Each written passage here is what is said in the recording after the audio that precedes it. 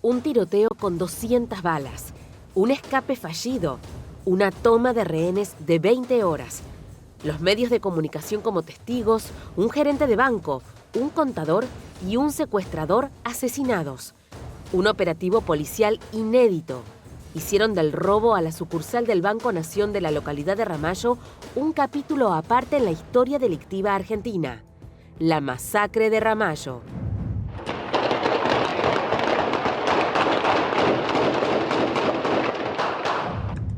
Entre el 16 y el 17 de septiembre de 1999, 3 ladrones intentaron robar esa sucursal bancaria.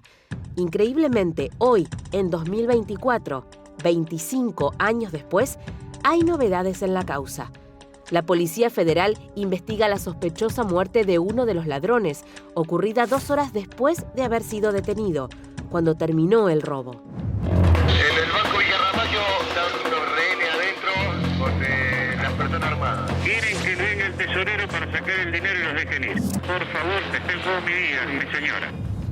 Martín Saldaña, Javier Hernández y Carlos Martínez entraron armados y con explosivos a la sucursal cuando el gerente Carlos Chávez le abrió la puerta a un empleado. Los asaltantes tenían el dato de que en esa sucursal había aproximadamente $130.000. Era el 1 a 1. Durante casi un día tuvieron cautivos a varios rehenes. Afuera estaban casi todas las fuerzas policiales. A la madrugada deciden fugarse en el auto de Chávez, llevando a 3 rehenes: el gerente, su esposa Flora Lacabe y el contador, Carlos Santillán, como escudo humano. Inesperadamente, la policía abrió fuego a medida que el vehículo avanzaba, golpeando árboles y una camioneta de las fuerzas de seguridad. En la balacera mataron a Chávez, al contador Santillán y al secuestrador Javier Hernández. Solo sobrevivieron Flora Lacabe y otro ladrón. Este último fue llevado a juicio y condenado a 24 años de cárcel. Murió en el 2011 en un accidente de moto mientras gozaba de salidas transitorias. La masacre de Ramallo tuvo 2 juicios y hubo policías condenados por su accionar.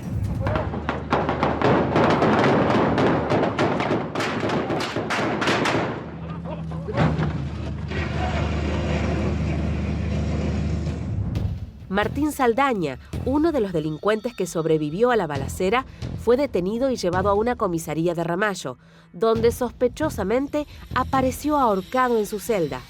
Pero siempre hubo dudas. Hay detalles que no cierran, como por ejemplo que el delincuente no tenía golpes cuando fue detenido, pero en su cadáver encontraron un fuerte golpe en la cabeza. ¿Fue instigado al suicidio o lo mataron deliberadamente?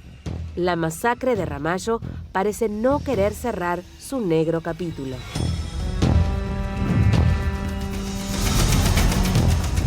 Fue el final de la maldita policía de los 90, como se llamaba la policía bonaerense en ese entonces. Marcó la disolución del grupo GEO de la policía bonaerense y a partir de allí cambió el protocolo de tomas de rehenes, Martín. Sí, y lo preponderante de todo esto es que 25 años después, que casualmente se cumplieron ayer, la justicia va a tratar de determinar qué pasó ese día adentro de un calabozo donde Martín Saldaña, que era uno de los delincuentes, uno de los 2 delincuentes que sobrevivió a la balacera, apareció colgado, muerto. Y van a tratar de determinar si efectivamente se suicidó o si lo mató la policía. Y si lo mató la policía, ¿por qué lo hizo? Claro. ¿Qué sabía Martín Saldaña, uno de los delincuentes que estuvo adentro del Banco Nación aquella mañana del 17 de septiembre de 1999? Aparte, son importantes los horarios. Martín Saldaña, ellos entran al Banco Nación el 16 de septiembre.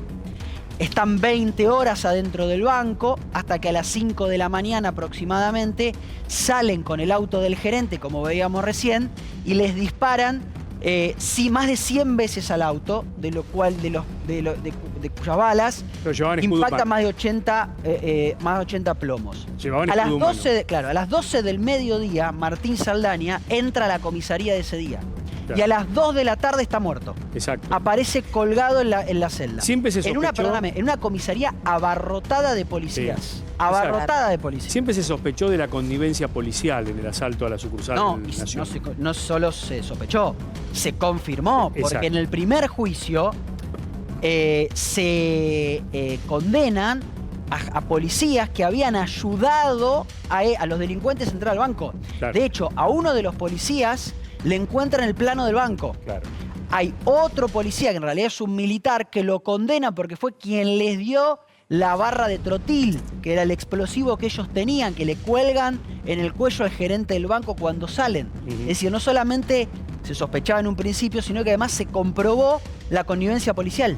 Hubo una sola sobreviviente, ¿no? Entre los rehenes, que fue Flora Lacabe, que era la esposa del gerente. Exactamente. Que estaba arriba del auto. Y tenemos para hablar de este tema a Miguel Ángel Rossi, que es de Ramallo, que está haciendo justamente un documental sobre la masacre de Ramallo y que conoce los detalles de lo que pasó aquella madrugada del 17 de septiembre. Hola Miguel Ángel, buenas tardes.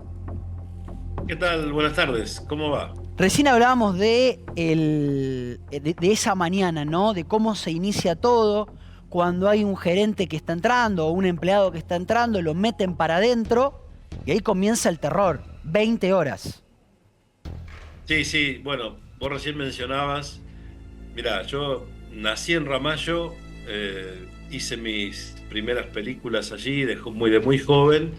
Y después me trasladé al sur, donde resido hace más de 36 años, Bariloche. Y desde aquí siempre, cuando ocurrió ese hecho, tuve la idea de generar una película y nunca estuvieron dadas las condiciones, sobre todo en la sociedad, por la sensibilidad que el tema generaba. Hace unos años ya se dieron las condiciones para generar un largometraje y no es un documental, sino es un largometraje de ficción, es en género de thriller policial con drama social, cosa que me permite a mí también no solamente contar todos los hechos que están oficializados, digamos, sino también mostrar en esencia lo que Ramallo y todos sus habitantes sufrieron por ese hecho, ya que el guión no está puesto en el hecho policial en sí, sino en cómo la violencia nos atraviesa y qué nos pasa cuando nos atraviesa esa violencia, ¿no? Que Sí. lamentablemente hoy es tan cotidiana en Miguel, muchos lugares. ¿por qué pensás que la policía esa noche disparó y muchos se inmolaron, ¿no? De alguna manera, porque se les terminó su carrera, otros terminaron presos.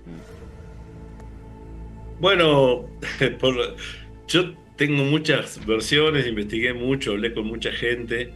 Hay distintas versiones, pero sí, lo que sí hubo es una orden de disparar. Claro. Lo que pasa que, digamos, hay grupos que sostienen que la orden era disparar a las llantas si salía el auto. Otra gente que sé que no se prestó a esa orden de hacer fuego porque no lo consideraron correcto, incluso contradiciendo algunos mandos.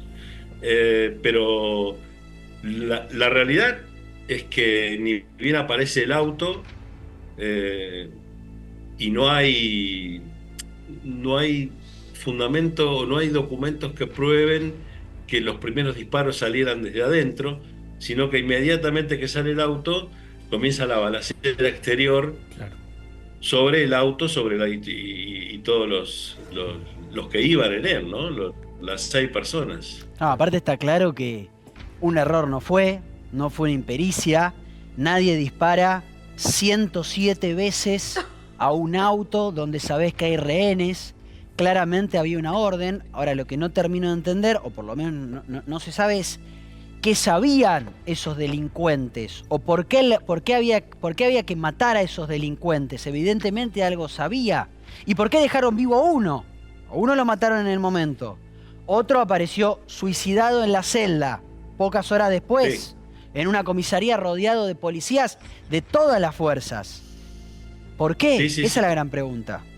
Sí, bueno, yo creo que nosotros en nuestra película, que se llama precisamente La Mañana Rota, porque esa mañana, yo viví las mañanas del pueblo cuando era niño y cuando era joven, y las mañanas del pueblo, sobre todo en los pueblos de la provincia de Buenos Aires, son muy apacibles, donde las señoras Claro, salen lógico. ¿no? A barrer la calle, las abuelas, la gente empieza a hacer sus mandados, y esa mañana fue totalmente distinto, fue como haber crecido de golpe, ¿no? Cuando uno es niño o es adolescente y crece de golpe por algún trauma.